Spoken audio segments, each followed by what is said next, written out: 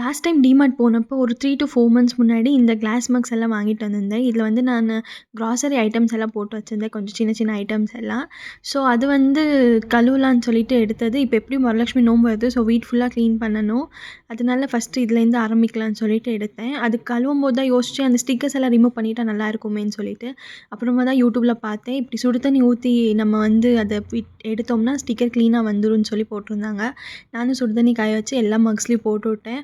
அவங்க சொன்ன மாதிரி க்ளீனா எந்த மார்க்கும் இல்லாம ஈஸியா வந்துருச்சு.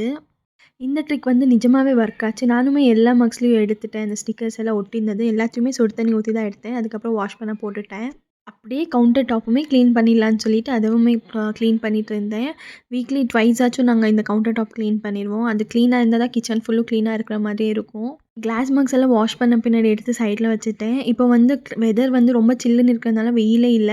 ஸோ அந்த மக்ஸ் எல்லாம் காய வைக்கிறதுக்கு ஒரு சிம்பிள் ட்ரிக் தான். ஏர் ட்ரையர் எடுத்துட்டு நான் வந்து எல்லா மக்ஸுமே காய வச்சுட்டேன். கொஞ்சம் கூட தண்ணி இல்லாம ஈஸியா காய்ஞ்சிருச்சு. அதுக்கப்புறம் எல்லா ஐட்டம்ஸுமே ஃபில் பண்ணியாச்சு. இந்த ஹோல் கிளீனிங் ப்ராசஸ்ல எனக்கு பிடிச்ச ப்ராசஸ்னா இந்த ரீஃபில்லிங் தான்.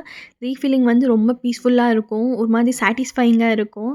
என்னைய மாதிரி நிறைய பேருக்கு ரீஃபில்லிங் ரொம்ப பிடிக்கும்னு நான் நம்புறேன். ஸோ யாராச்சும் இருந்தா கண்டிப்பா எனக்கு கமெண்ட்ல சொல்லுங்க.